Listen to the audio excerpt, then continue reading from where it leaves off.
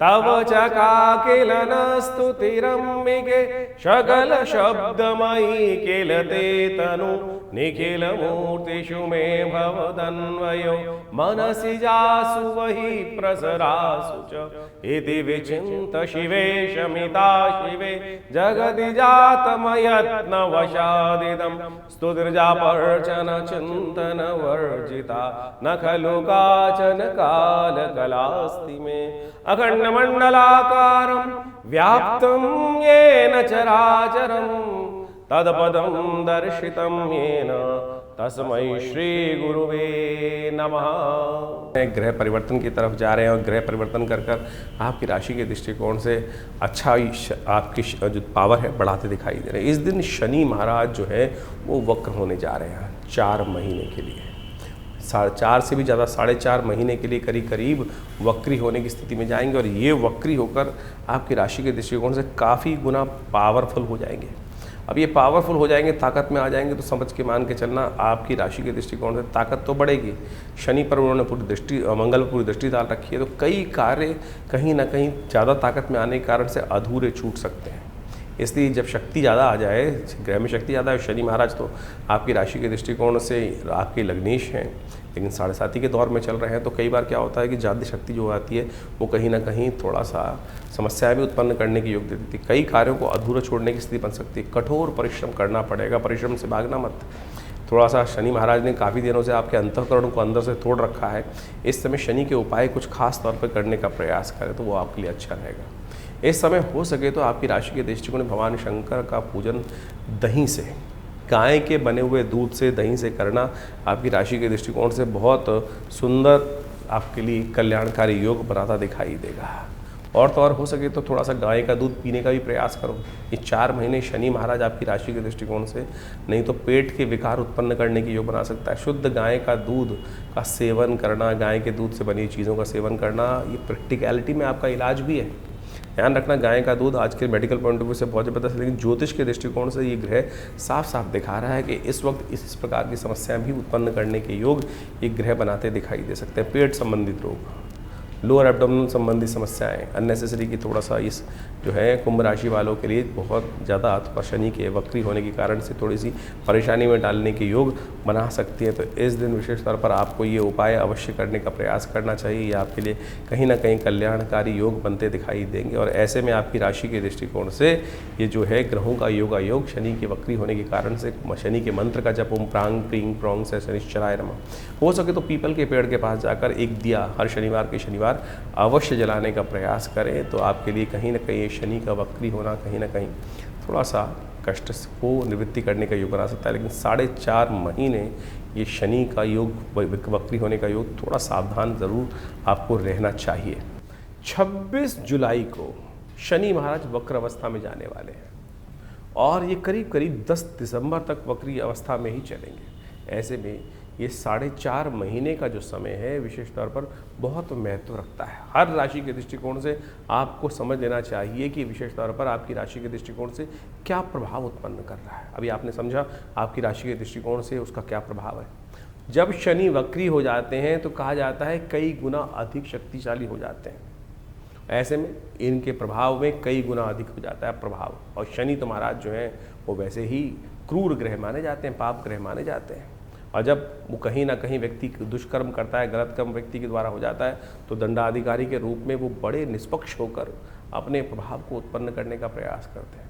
ऐसे में शनि को मनाओ, सदा सुख पाओ, इस बात को अवश्य ध्यान रखने का प्रयास करना चाहिए। इस वक्त बृहस्पति महाराज अस्तवस्था में चल रहे हैं, शनि वक्री हो गए हैं और ऐसे में ग्रहों की जो कुचाल चल रही है उससे आपको समझने का रास्ता, बचने का प्रयास करना चाहिए। विश्व में पुनः एक बार भयावह स्थिति अपनी निर्माण होती दिखाई देगी। युद्ध का वातावरण जो पूरे विश्व में कहीं ना कहीं बना हुआ है, उठापटक का दौर कहीं ना कहीं चलता दिखाई देगा पुनः एक बार। ऐसे में आपकी राशि के दृष्टिकोण से आपको कुछ खास उपाय अवश्य करने का प्रयास करना चाहिए। सबसे पहले तो ये अच्छा योग ये बन रहा है कि इस वक्त जो श्रावण का महीना आ रहा है, सावन के महीने में भगवान शिव की जितनी उपासना करोगे शनि के लिए उतना प्रसन्न का वातावरण बन सकता है। कहा जाता है कि जब शनि खराब चल रहा हो तो शनि की स्थिति को ठीक करने के लिए भगवान शंकर की कृपा में चले जाओ तो भावी मीट सके त्रिपुरारी। अब आपसे कोई ना कोई अपराध कहीं ना कहीं हम सबसे होता रहता है, कहीं ना कहीं कोई गलत कार्य हो गया तो शनि तो अपना प्रभाव से उसका फल देने के लिए आपको रहेगा। लेकिन जब जीवन में कोई ऐसा प्रभाव हो जाए जिसका रास्ता ना निकल रहा हो तो भगवान शंकर की उपासना। ऐसे में शनि ने जैसे ही वक्री मार्ग पर पदार्पण किया है, सावन का महीना शुरू होने वाला है, ऐसे में भगवान शंकर का तेलाभिषेक, तिल के तेल से भगवान का अभिषेक, जो मंत्र कहा गया है वो एक रुद्राष्टध्यायी के अंतर्गत का आया है, शन्नो देवी रविष्ट्रयापो भवन्तु पीतये शन्नो रविष्ट्रवन्तु नः। इस मंत्र का जप करते हुए भगवान शंकर का तेलाभिषेक यदि शनिवार के शनिवार भी आप करते चले जाओ, सत्य मानना कि शनि का कैसे ही नेगेटिव प्रभाव हो, अशुभ प्रभाव हो, वो अपना प्रभाव निष्क्रिय कर देते हैं। तो इसलिए अपने उस क्रूर प्रभाव से, कहीं ना कहीं पाप प्रभाव से आप बच सकते हैं। तो ऐसे में सबसे पहले तो सद्गुण का पालन करने का प्रयास करें, गलत काम ना करने का प्रयास करें, झूठ ना बोलने का प्रयास करें, किसी भी रूप से जो भी है उठापटक नहीं तो जीवन में कहीं ना कहीं योग बनता चला जाएगा। ऐसे में शास्त्र के दृष्टिकोण से अनेक उपाय शास्त्र में वर्णित किए गए। एक दिव्य उपाय है जिसका केवल लोग आज की तारीख में, कलयुग में यही पूछते हैं ना कि छोटा सा कौन सा उपाय है महाराज, तो हम आपको वो मंत्र बताने जा रहे हैं जिसको शनि स्तोत्र कहा जाता है। वो शनि स्तोत्र अद्भुत रूप से भगवान महाराज दशरथ जी के द्वारा, राम जी के पिता दशरथ जी के द्वारा देवासुर संग्राम से पहले रास्ते में जब जा रहे थे देवासुर संग्राम में भाग लेने के लिए, तो रास्ते में शनि के दर्शन होते हैं। तो ऐसे में भगवान महाराज दशरथ भगवान शंकर, भगवान शनिदेव की स्तुति करते हैं। वो दशरथ कृत शनि स्तोत्र कहा जाता है और एक ही स्तोत्र महाराज शनि का पूरे शास्त्रों में विद्यमान है और कोई स्तोत्र नहीं है, केवल दशरथ कृत शनि स्तोत्र मिलता है। और वो ऐसा अद्भुत है कि एक बार, केवल एक बार यदि व्यक्ति नित्यप्रति पाठ कर ले, श्रवण कर ले, सुन ले, तब भी शनि प्रसन्न हो जाते हैं, शनि अपना दुष्प्रभाव कभी नहीं दिखाते। तो वो इस प्रकार से हम आपके समक्ष हाथ बंद करके बैठे भगवान का सुंदर स्तवन करें। ओम नमः कृष्णाय नीलाय शितिकंठ निभाय च, नमः कालाग्निरूपाय कृतांताय च वै नमः, नमो निर्मांसदेहाय दीर्घमश्रुजटाय च, नमो विशाल नेत्राय शुष्कोधर भयाकृते, नमः पुष्कलगात्राय स्थूल रोमणे यत वै नमः, नमो दीर्घाय शुष्काय कालं दृष्ट नमोस्तुते, नमस्ते कोडराक्षाय दुर्निरीक्षाय वै नमः, नमः घोराय रुद्राय भीषणाय कपालिने, नमस्ते सर्वभक्षाय बलिमुख नमोस्तुते, सूर्यपुत्र नमस्तेस्तु भास्करे भयदाय च, अधोदृष्टे नमस्तेस्तु संवर्धक नमोस्तुते, नमो मंदगते तुभ्यं हृस्तंशाय नमोस्तुते, तपसा दग्धदेहाय नित्यं योगरताय च, नमो नित्यं क्षुधार्ताय अतृप्ताय च वै नमः, ज्ञानचक्षु नमस्तेस्तु कश्यपात्मज सूनवे, तुष्टो ददासि वैराज्यं रुष्टो हरसि तत्क्षणात्, देवासुरमनुष्याश्च सिद्धिविद्याधरोरगा,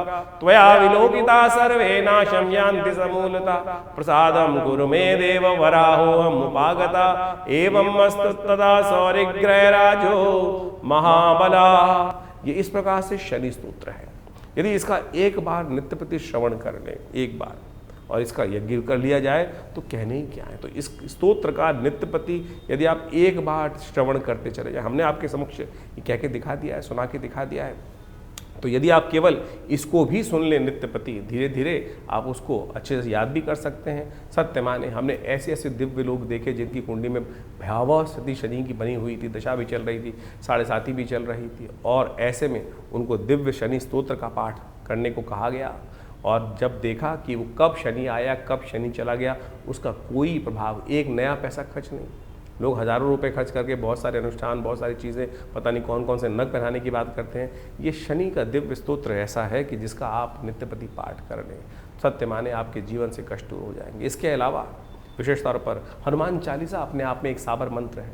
हनुमान जी को तो विशेष तौर पर शनि का जी के द्वारा दिया गया आशीर्वाद है। जब रावण के दासत्व से शनि को भगवान हनुमान जी ने मुक्त कराया, तब आशीर्वाद दिया शनि ने, कहा कि जो आपके भक्त होंगे महाराज उनको कभी मैं कष्ट नहीं दूंगा। तो यदि आप हर शनिवार को इन 4.5 महीनों में हनुमान जी को चूल्हा चढ़ा दें, हनुमान जी को देसी घी का सिंदूर मिलाकर चूल्हा चढ़ा दें और साथ में हनुमान चालीसा का एक पाठ कर लें, तब भी आपके जीवन में शनि महाराज का नेगेटिव प्रभाव नहीं होगा। बहुत सीधे साधे उपाय हैं। हींग लगे न फिटकरी, रंग चोखा हो, और आप पता नहीं कहाँ कहाँ भ्रमित होकर लाइनों में लगकर पता नहीं क्या क्या स्थिति में करते चले जाते हैं। तो आप इसको अपनाने का प्रयास करें। और यदि स्वास्थ्य खराब चल रहा हो, क्योंकि शनि जब वक्री होते हैं तो कहीं ना कहीं एक्सीडेंट का योग भी बना देते हैं, और ऐसे में कहीं ना कहीं शरीर में आदि व्याधि कहीं ना कहीं कुछ समस्याएं उत्पन्न करने के योग बनाते हैं। तो ऐसे में आपको जब शनि वक्री चल रहे हों तो हर करीब करीब महीने में एक बार अपने वजन के बराबर सतनाजे का दान, 7 अन्न का दान अवश्य करने का प्रयास करना चाहिए। उसमें काली उड़द जरूर होना चाहिए। कोशिश ये करें 7 अन्न ले ले, चावल, गेहूं, कहीं ना कहीं इन सब में काला उड़द 7 अन्न मिलाकर एक साबुत काला उड़द जरूर डालने का प्रयास करें, और फिर किन्हीं गरीब आदमियों को अवश्य, जो जरूरतमंद व्यक्ति हों उनको अवश्य दान करने का प्रयास करें। ये आपके लिए अद्भुत रूप से कार्य करेगा, समस्त कष्टों को दूर करने का योग बनाएगा। तो आप इन उपायों को कर इन 4.5 महीनों में आप तमाम शनि के दुष्प्रभावों से बच सकते हैं। इसके साथ साथ एक दिव्य प्रयोग और भी है, इस शनि के मंत्र से सिद्ध किया हुआ ये काला धागा।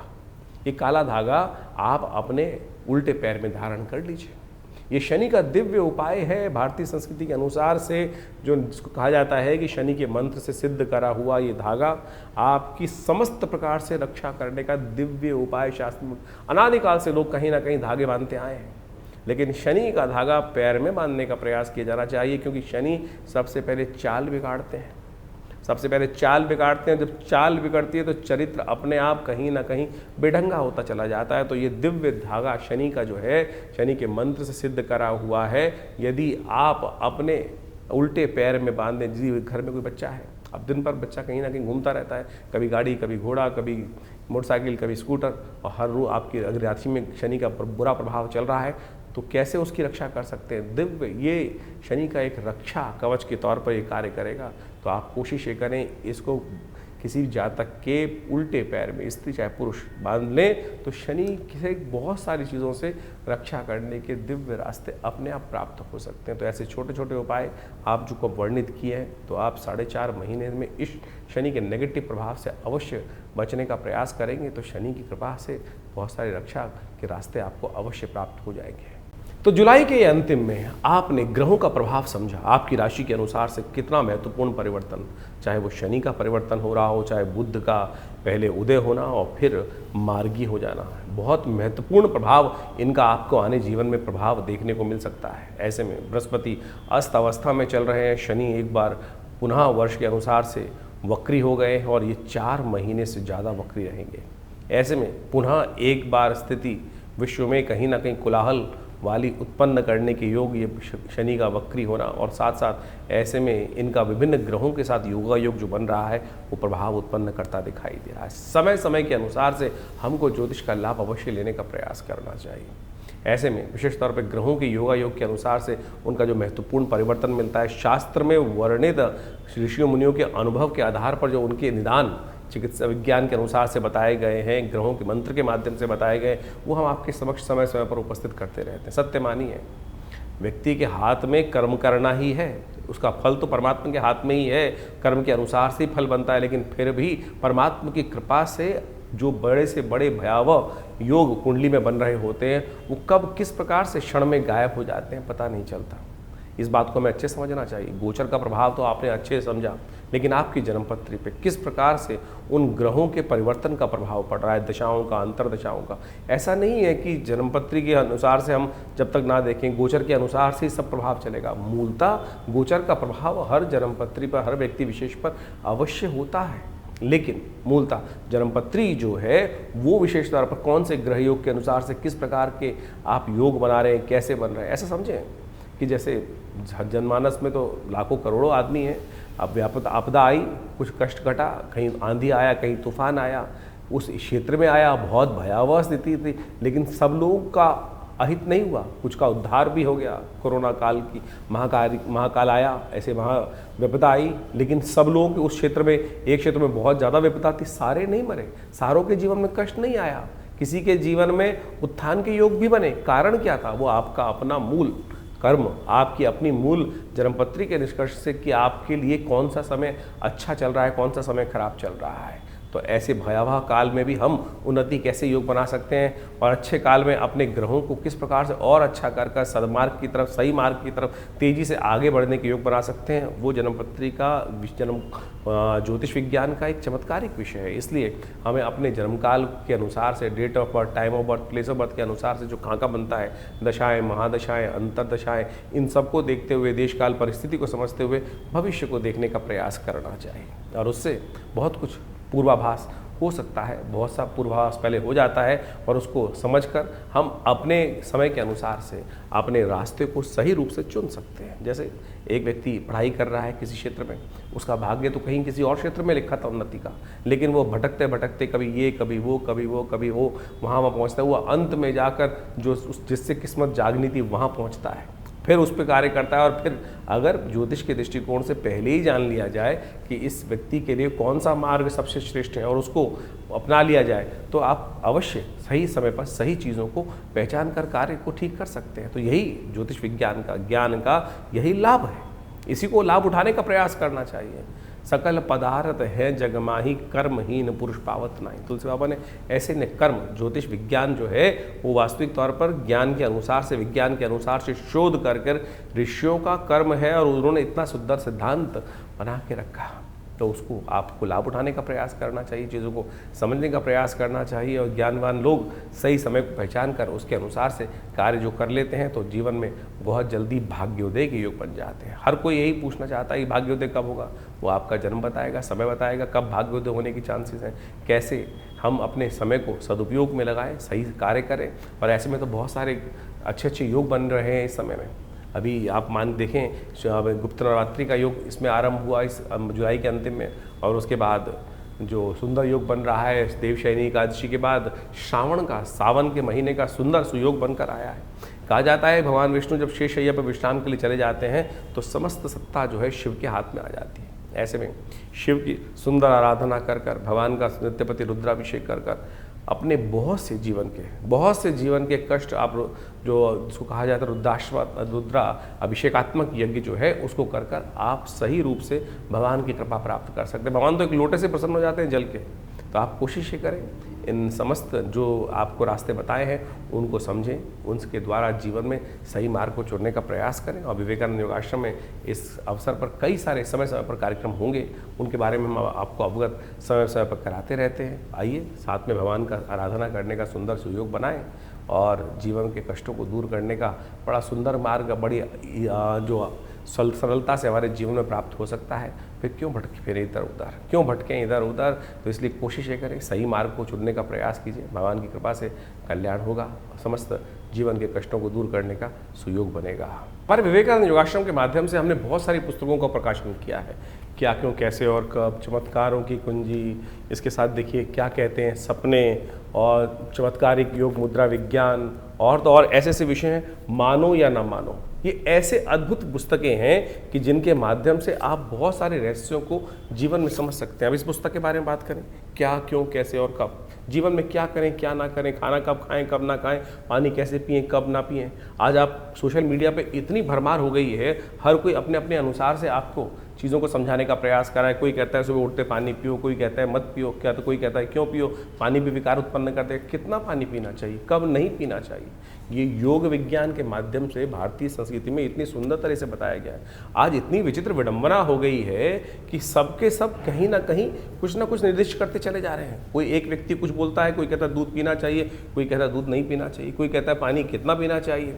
हमने इस पुस्तक के माध्यम से, योग विज्ञान के माध्यम से ऊषा पान विधि कही गई है। 100 अंजुलि पानी पीने के लिए शास्त्र में विधान कहा गया, पानी किस प्रकार से पीना चाहिए और कैसे पिएं, कब ना पिएं, कौन से महीने में क्या खाएं क्या ना खाएं। यहाँ तक भारतीय संस्कृति, अभी वर्षा ऋतु चल रही है, वर्षा ऋतु के अनुसार से शास्त्र में कहा जाता है कि भैया सावन हर्रे भादो तिक्त, सावन में हरी सब्जी नहीं खानी चाहिए, हरी जो पत्ते वाली सब्जी है उसको खाने से परहेज करना चाहिए। और उसको आज से नहीं, अनादिकाल से भारतीय संस्कृति में इन सब सिद्धांतों को बता दिया गया था।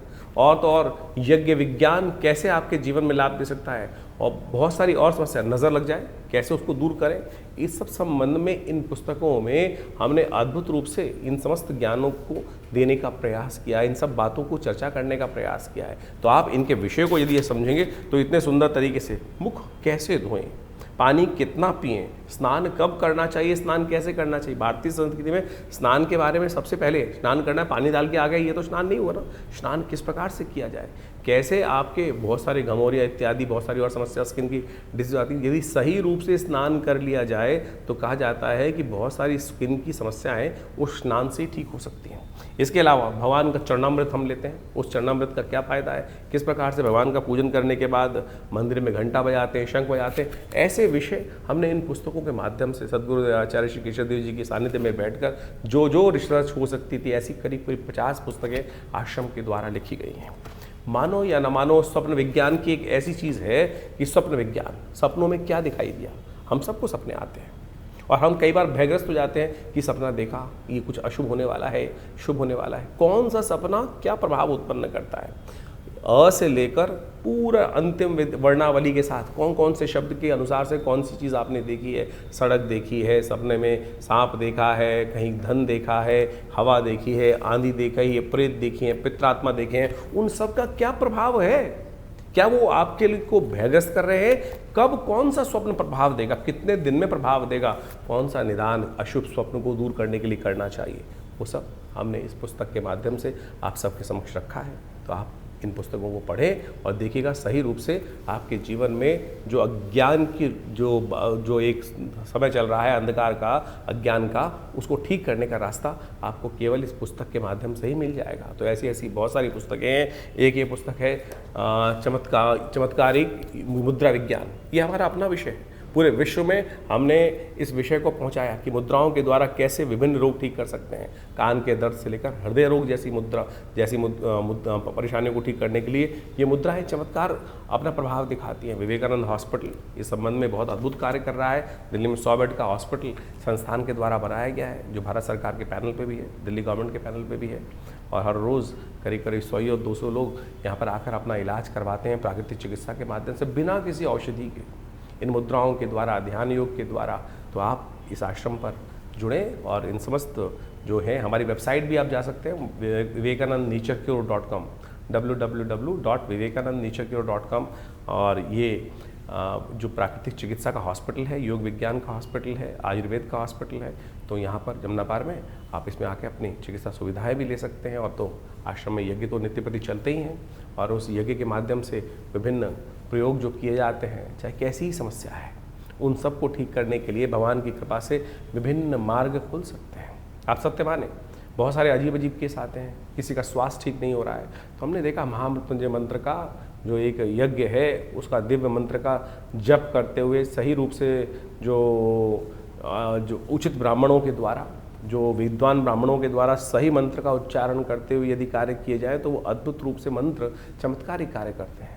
जीवन में कई ऐसी घटनाएं, शत्रु परेशान कर रहे हैं, बाधा पहुंचाए जा रहे हैं, ठीक नहीं कर रहे हैं, तब उनके लिए देवी के विभिन्न स्वरूपों का ध्यान, विभिन्न मंत्रों का प्रयोग, कैसे उन बाधाओं को दूर करके आपके जीवन में विजय का शंखनाद उत्पन्न किया जा सकता है, वो बिल्कुल अद्भुत रूप से मंत्र कार्य करते हैं। लोग मान नहीं रहे हैं, जो बदमाश हैं, दुष्ट हैं, वो कहीं ना कहीं अपनी उस छवि को छोड़ ही नहीं रहे हैं और आपके जीवन में उनको आघात पहुंचाए जा रहे हैं। उनके रहते हुए आप अपने जीवन में विजय नहीं प्राप्त कर सकते, आपको उनके साथ उनकी दुष्टता को समाप्त करने का कार्य ही करना पड़ेगा। तो ऐसे मंत्र विज्ञान के माध्यम से आप अपने जीवन को, कष्ट को दूर करने के लिए, अब बंधन का योग किसी कुंडली में आ गया, बंधन का योग साफ साफ दिखाई दे रहा है, कहीं ना कहीं ग्रह परस्पर ऐसे योग बना रहे हैं कि बंधन का योग, जेल जाने का योग है, कहीं ना कहीं आपके समय खराब है आपका। तो ऐसे में दुर्गा की नामावली का एक अद्भुत चमत्कारिक प्रयोग है, जिसका यदि प्रयोग किया जाए, भगवती के नामावली का यज्ञ जो है शास्त्र में वर्णित है, समस्त भयों को जीवन से दूर करने का योग बना देता है। कहीं कोई नेगेटिव प्रयोग, किसी ने दुरात्माओं का प्रयोग किसी व्यक्ति के खिलाफ कर दिया, बहुत सारे लोग आते हैं इस बाधाओं से मन से ग्रसित होते हैं। तो ऐसे में कहा जाता है भगवान बटुक भैरव जी का यज्ञ जो है, उन मंत्रों से हमने विभिन्न रूप से विभिन्न आदमियों पर करके देखा, कैसी छाया, कैसा नेगेटिव प्रभाव, कैसी दुरात्मा की शक्ति, उन सब को ठीक करने के लिए ये जो मंत्रों के प्रयोग है, भैरव जी का मंत्र का प्रयोग है, ओम ह्रीं बटुकाय आपद उद्धारणाय कुरकुर बटुकाय ह्रीं स्वाहा, अद्भुत रूप से चमत्कारिक कार्य करता है। उन कष्टों को दूर करने का योग अद्भुत रूप से बना देता है। ग्रह बाधाओं का समस्याएं हैं, ग्रह बाधा ऐसी हैं कि एक के बाद एक, कोई शनि खराब है, कोई मंगल खराब है, तो उनका जप किया जाए ना, सही रूप से उच्चारण करते हुए, यज्ञ करते हुए, उनका दशांश यज्ञ करके दशांश उनका मार्जन इत्यादि समस्त पद्धति को अपनाते हुए जो कार्य किए जाते हैं वो पूर्ण रूप से सही रूप से सफलता की तरफ व्यक्ति की मंशा के अनुसार से कार्य करने का सुंदर कार्य करते हैं मंत्र विज्ञान। कपोल कल्पित नहीं है, सत्य है, लेकिन विधि के अनुसार से, शास्त्र के अनुसार से हमें करने का प्रयास किया जाना चाहिए, तब जाकर समस्त मनोरथों को सिद्ध करने का। दिखावा नहीं है। आज पूरे जो सोशल मीडिया के अंदर हम देखें, दिखावा किया जा रहा है, इतनी जबरदस्ती पद्धति को बनाया जा रहा है, कहाँ कहाँ किस किस प्रकार से दिखावा करके बहुत सारी चीज़ें, लेकिन जो मूल मंत्र जप है वो नहीं हो रहा है। मूल मंत्र जप नहीं हो रहा है। यज्ञ के नाम पर अभी इतने जबरदस्त खतरनाक वीडियोस, मैं कहूँगा खतरनाक इसलिए बोल रहा हूँ कि विधि निषेध है ही नहीं उसमें।